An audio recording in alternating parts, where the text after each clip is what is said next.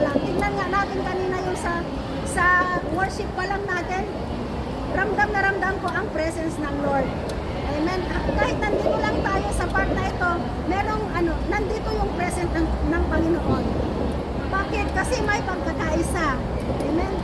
Sa pag-ayos pa lang ng mga dancers, tignan mo nga ang ganda-ganda ng kanilang suot. Kaya salamat po sa buhay ng bawat isa. Sa worship team. Amen. Sa worship team, grabe. Mga anointed po sila.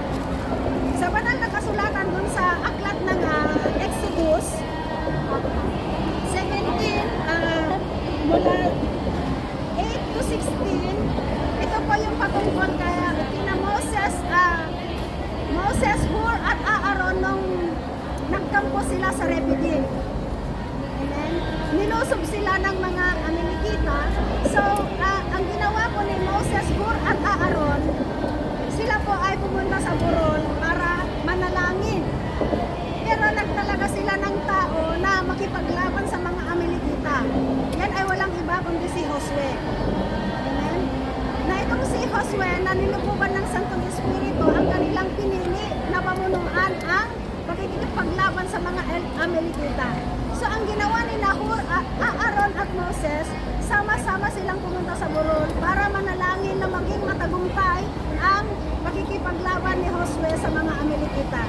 So nangyari nga po mga kapatid, ang nanatalo ng mga Israelita ang mga Amalekita dahil ang dahilan po ay may pagkakaisa. Nagkaisa silang nanalangin na pumunta sa Burol at para manalo si Josue. Tignan po natin, kaya kumilos ang presensya ng Diyos dahil sa espiritu ng pagkakaisa, meron po sila. Ganon dapat po tayo mga kapatid. Mawawala po dapat yung pagkakampi-kampi kasi sa liwanag ng kanyang salita, kung nagkakampi-kampi ang isang mga mayan, mawawasak daw po.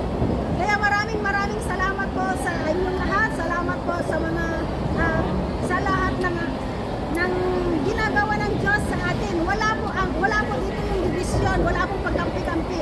Kundi nandito po yung love. Sabi nga po ni Ate Joy lagi, huwag tayong mawawala sa lugar na ito kasi ramdam natin na nandito yung presensya ng Lord at ang pagmamahal ng bawat isa. Yun yung lagi kong tinatandaan.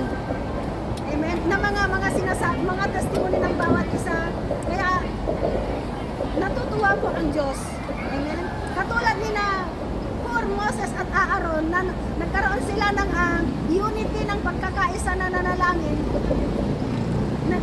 Natalo po nila ang lumusob sa kanila ng mga Amalekita. Ganun po kaya tayo dumadami dahil nandito po yung presensya ng Lord.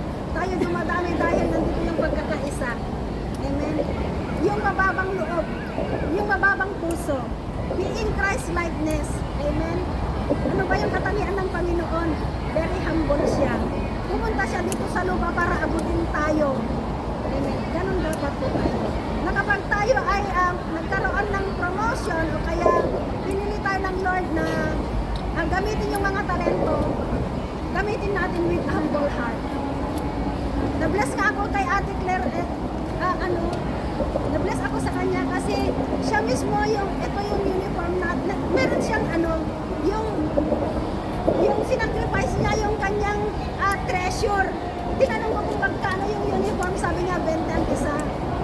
Sabi ko magpalain ng Lord si Ate Claire sa kanyang pagmamahal sa ministry. Kasi bilang isang leader, nakikita tayo yung example, yung good model. Ipapadama natin yung pagmamahal sa kanila, yung support sa bawat isa. Kapag naramdaman yung pagmamahal na yan, hindi ka talaga iiwanan.